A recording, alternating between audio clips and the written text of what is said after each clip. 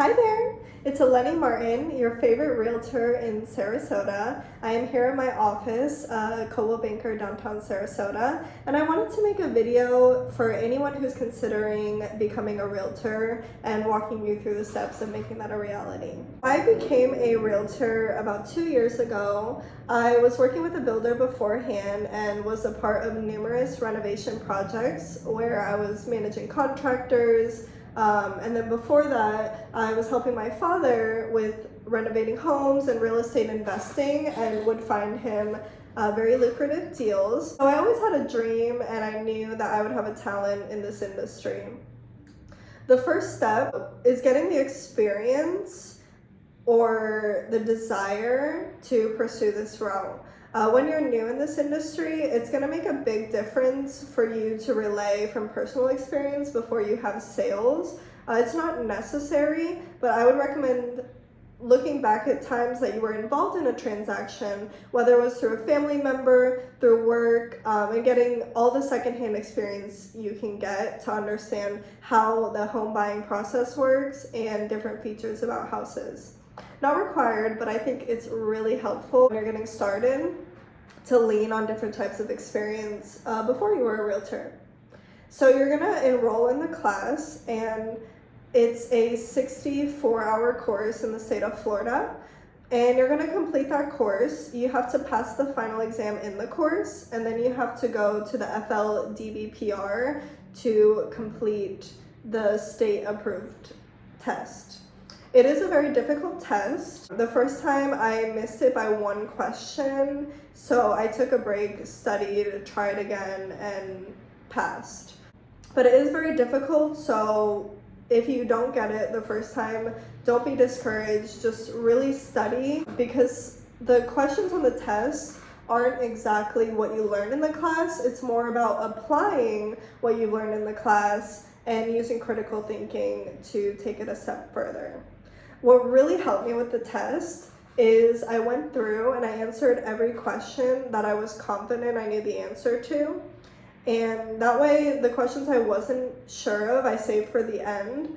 And that really helped me gain confidence because I knew that I had a majority of the questions right. And that was my approach I took the second time where I did pass. So I think it made a really big difference. You are passing the test, you want to get licensed, you're going to have to apply before you take the test with the DBPR and see if you're approved. They're going to make sure you don't have any prior felonies or issues. There will be an application fee, which check your state for how much that is. And then you're also going to have to submit your fingerprints, your license, and different types of identification. We do have a strong code of conduct to uphold as a realtor because people are trusting us with their homes.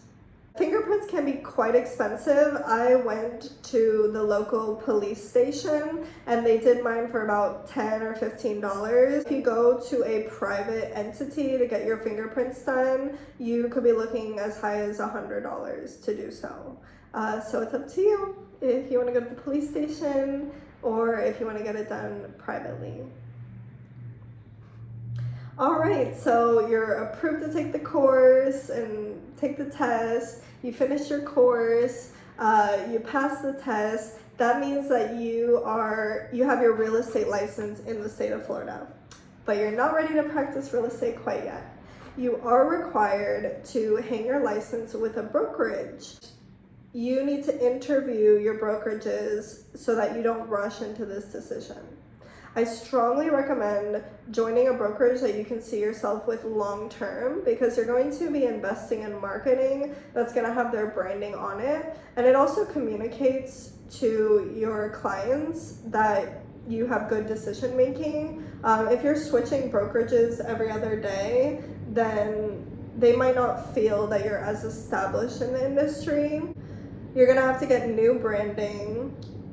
You're going to be restarting with your clientele. You cannot bring your contracts with you to your new brokerage. If you have clients under contract, they would stay with the current brokerage that you are affiliated with. So these are different reasons why you don't want to just jump in to an office. You want to take time and really make sure it's going to be the right office for you.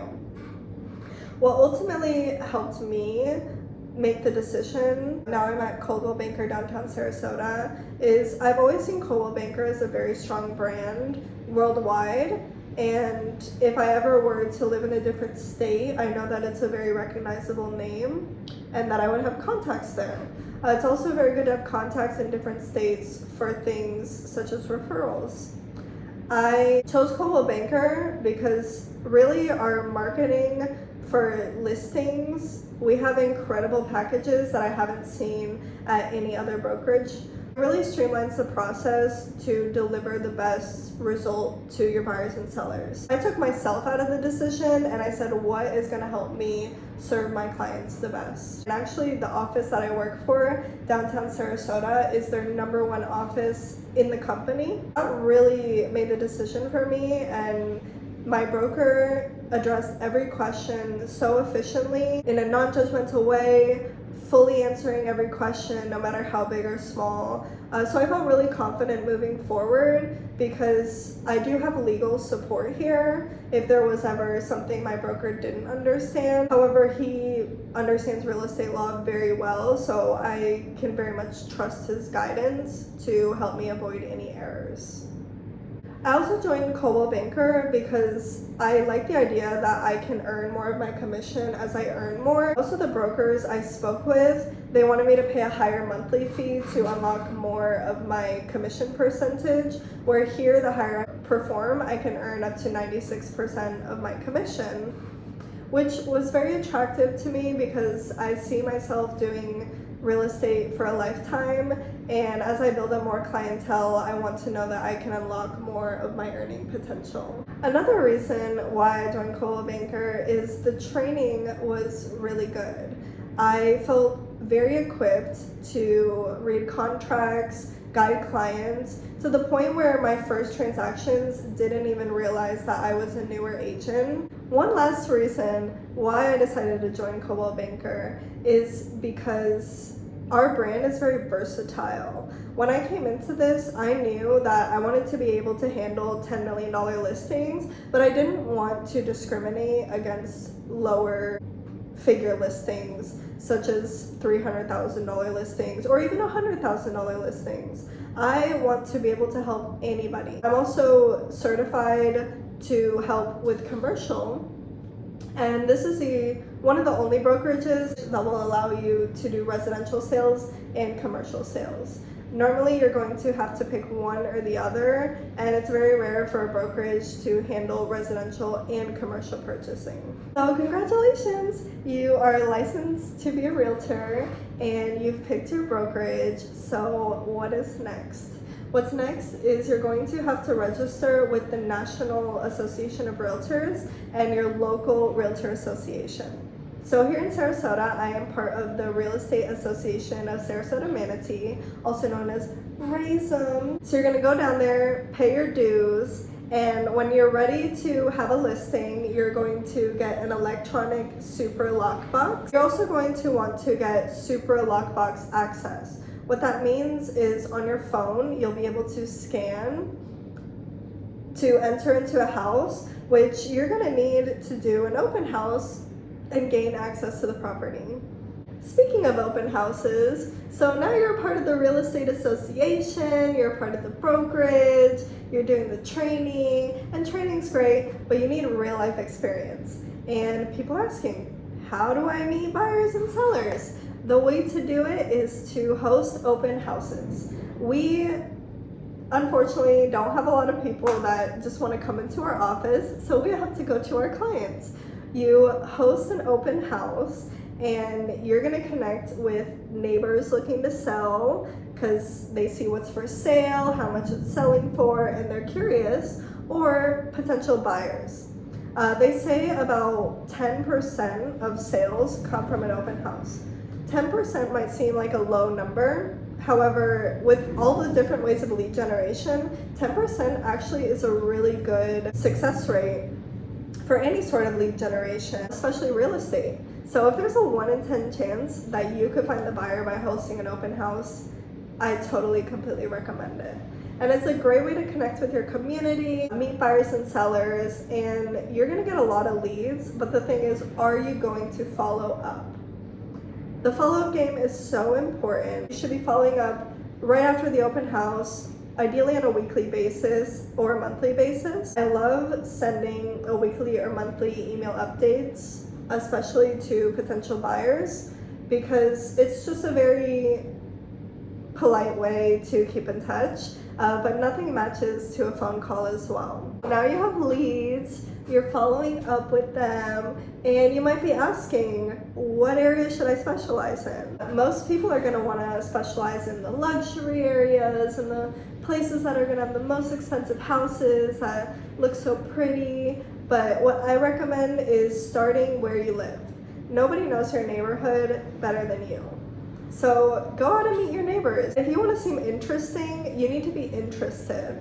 Before you go telling people you're a realtor, really learn and care about your neighbor, and they're going to want to learn more about you. When you ask them, hey, how are you? How long have you lived here? What do you do? They're going to say, what do you do? Oh, actually, I buy and sell real estate. And you're not coming off as salesy, you're coming out as a way to provide value. So think of the value you provide. You're going to be informing them on what the most important asset that they own is worth, and you're going to effectively tell them a way that they could liquidate that asset, which is not always easy. Or you never know who's looking to buy. A lot of buyers are buying to be close to their family, so when you meet your neighbors, they might have a relative that's looking to move to their neighborhood. So you never know where something will lead. And what I will say is, don't do this if you're just in it for the money. If you don't have a genuine love of real estate, it's going to be very hard, because a lot of leads can turn into dead ends. And it's not always your fault. Some of my deals have fallen apart because I did what was right and told them, hey, it might not be the best time for you to buy or sell. And they had so much more respect for me that I wasn't just doing it for the check, that they referred me to other people. They came back to me with other transaction ideas. I would say keep your integrity in this business. I know it can be difficult because the fees add up over time. It takes a while to close on a purchase or sale. So it can be tempting to do unethical things for money, but it is not worth it. Your reputation is something that will last you a lifetime, and it can be destroyed so easily just with one mistake. Another place you're gonna find clients is your friends and your family. And it doesn't matter how far back you go. You can go back to your childhood friends, your family friends that you haven't seen for years and years. All these people already know and love you, so that's gonna be a really easy way to generate business. Your neighbors, your family, your friends, your professional associates, and your network. So you might be thinking, how do I develop a network? Beyond your family and friends and professionals and neighbors, you should be a part of something that you don't do for money. For me, I am passionate about being active in my church. I do a lot of volunteering with the homeless, the elderly, trash pickup, wildlife, and you're gonna connect with people with similar interests. Let's say you enjoy sailing or biking or motorcycles or knitting, baking, cooking, farming. These are all different niches that someone could connect with you over. You want to build good branding with your website and your social media, where it's not all about the business. Give people a little taste of who you are, and it's really going to show that your heart is in it, you're doing things authentically, and nobody likes feeling sold to or taken advantage of. So just be humble and take the time to express your value. Now that you have leads, they're following up, they want to buy and sell with you, you might be like, oh, what do I do now? And I will make some videos that explain the buying and selling process. If you want to check that out, it's really nice to understand, because I'm explaining to the potential clients how that process is going to go. All I can say is focus on knowing your contracts, read everything. Even if it seems redundant, there could be something that slips through. Be super thorough with seller disclosures, and remember that you're here to negotiate for your client. There have been times that I've saved my clients thousands of dollars, so they feel good about my fee and they really can see the value that I provide. These are all the steps. Now you're an agent and you're showing houses, you are selling houses, listing them, you have all your branding set up, and that's so amazing. Don't expect it to happen overnight. Some people take even a year or two to get their first deal, and that's totally fine. Just be patient, be consistent. It's not gonna happen until you make it happen. Don't feel discouraged if nothing's happening, because chances are you aren't putting in the work yet, or if you are, you're not putting them in the right places, and it's gonna take time to figure out what works for you. I've had great luck with social media, networking, referrals, open houses, sending emails, calling expireds, and connecting with my community through the church and volunteering. So there's gonna be different things that work for everyone. Don't give up, just make sure you have a good foundation. If somebody is failing, they're either not putting in the work or they're not being supported properly at their company. Especially in Florida, we have so much opportunity, so many people buying and transacting every day. I think there's plenty of opportunity. Once you have an interested buyer or seller, your broker will be there to help you. Just make sure you do all of your contracts and your legal obligations properly, and everything is going to go great. So best of luck to you, and feel free to tell me about your real estate journey and subscribe to learn more.